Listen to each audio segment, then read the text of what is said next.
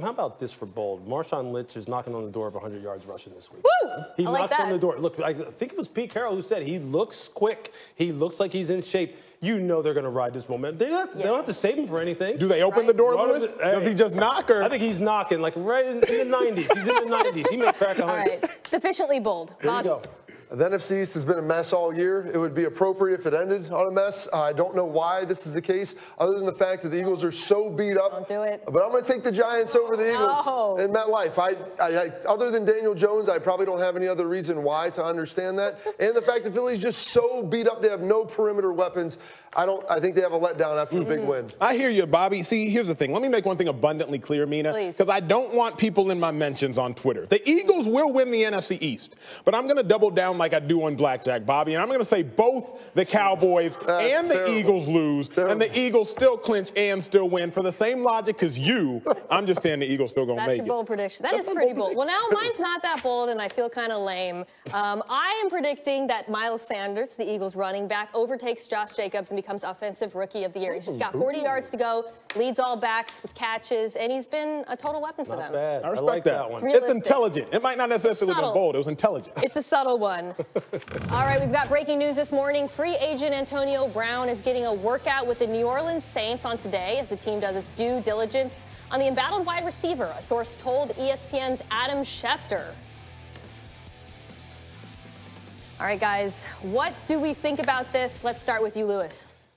Look, this is a pure football move. I understand why they're working him out from a pure football perspective because of how much of a reliance that they have on Mike Thomas right now. And if you bring Antonio Brown in, which is, look, it's a big leap between working a guy out and actually signing him, especially given what Antonio Brown's history has been. But when you look at this from a football perspective, that would make the Saints offense virtually unstoppable.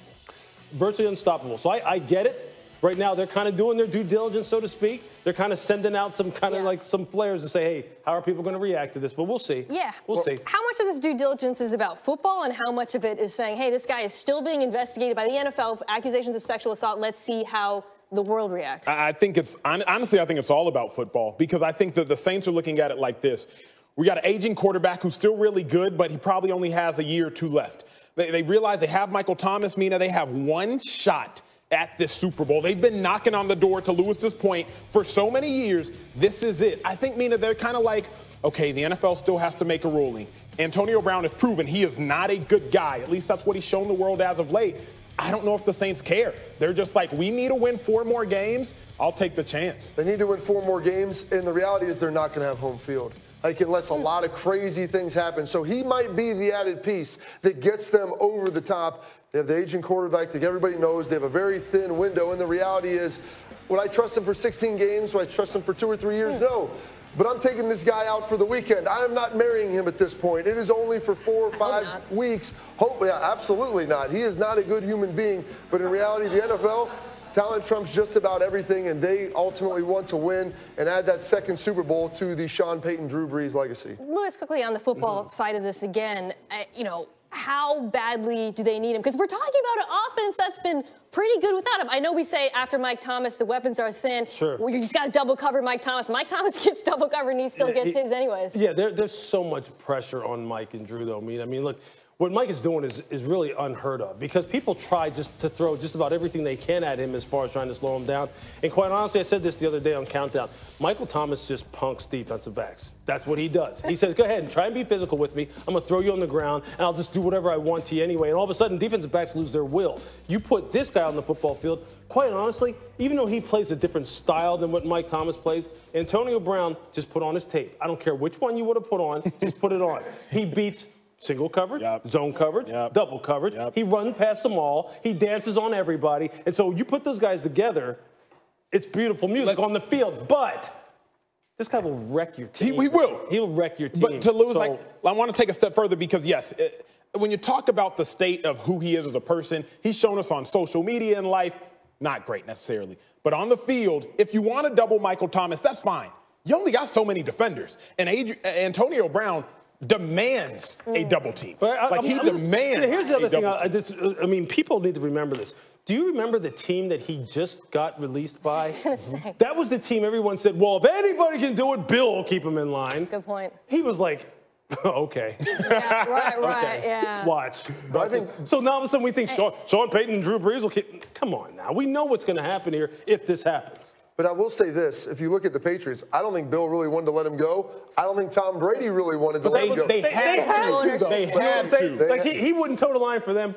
Come on. But I think Sean Payton and Mickey Loomis have a lot more control in the Saints organization than Bill Belichick. Ultimately, he does everything in New England except for the fact that Kraft ultimately probably made that decision. If this actually happens, I'm sure Patriots fans will have a lot to say about it. Yeah, they will. Right. All right.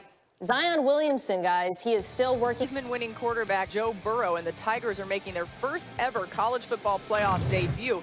So what do our analytics say about this game? Experience or not, LSU has a 67% chance to win the game over the Sooners. But Oklahoma under Lincoln Riley made the playoffs each of the last 2 seasons and has a quarterback in Jalen Hurts who has beat LSU 2 times while starting at Alabama. There's so many factors that could factor into why a team would win or lose a game. So I'm going to make this easier and at least a little bit more simple on you as we see the Sooner Schooner about to take a little practice run out here, maybe with the band. We'll keep an eye on that as well. Finish my sentence, though. And we start with you, Marcus. Actually, Joey, we're going to start with you. Hopefully you can hear me.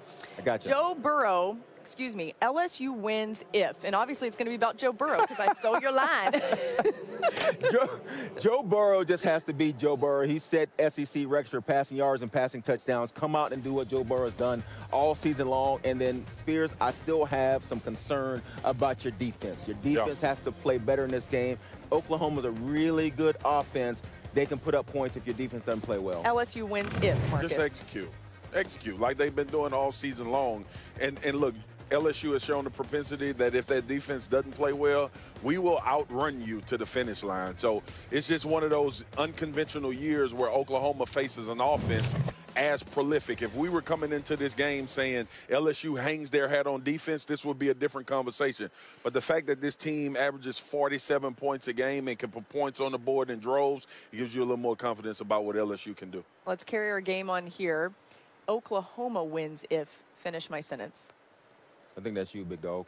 Jalen Hurts rushes for 200 yards. Well, listen, we're not following the script. I wanted your answer, but whatever, Joey, you don't get to play. Go ahead. Come on, Spears, tell us. Jalen Hurts rushes for 200 yards and multiple touchdowns. Number one, if he's rushing and churning out yards, he's keeping the ball away from Joe Burrow.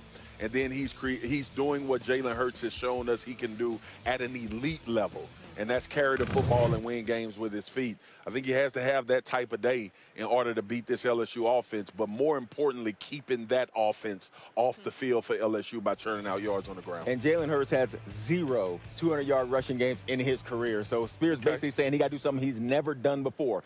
All he has to do is really keep pressure on his defense, put up points like they always do, go fast like they always do. It'll matter in the second half, especially in the fourth quarter. If they go fast and keep this defense of LSU out there playing 90 plays and get them tired, wear them down. But I do think they're going to have to score 65 points to win this game. Wow, 65 points. So who wins the game and why? I'm going LSU wins the game. I think it's going to be a lot closer than people think because this Oklahoma offense is very good. Yeah. They put up points. I think they're going to try to keep LSU's defense out there, play a lot of plays, put up points. I'm going LSU wins, but it's going to be 66-64. What they put up? Golly. What they put up? 28 against Baylor? Yeah, something like Baylor's a really good defense. Okay. No one's not said that about LSU this season. LSU will win about since you left. LSU will win by a lot. Why? Because this offense for LSU, and as much people talk about this defense, the last 2 weeks LSU's defense has been one of the best in the country. Yeah, they've been outstanding against Georgia. Georgia dropped and A&M 3 touchdown passes.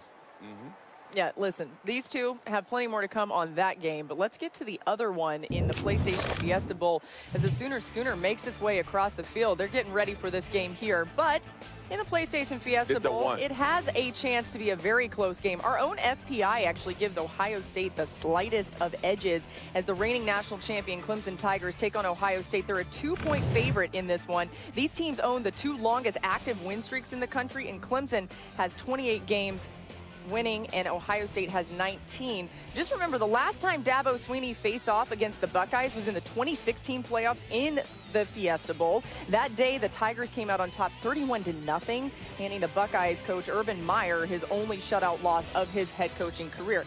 Let's play our game again and see if Joey wants to participate this time around. One big thing. Finish my sentence, Marcus Spears. Clemson wins if. If Travis Etienne has a big day. Like, this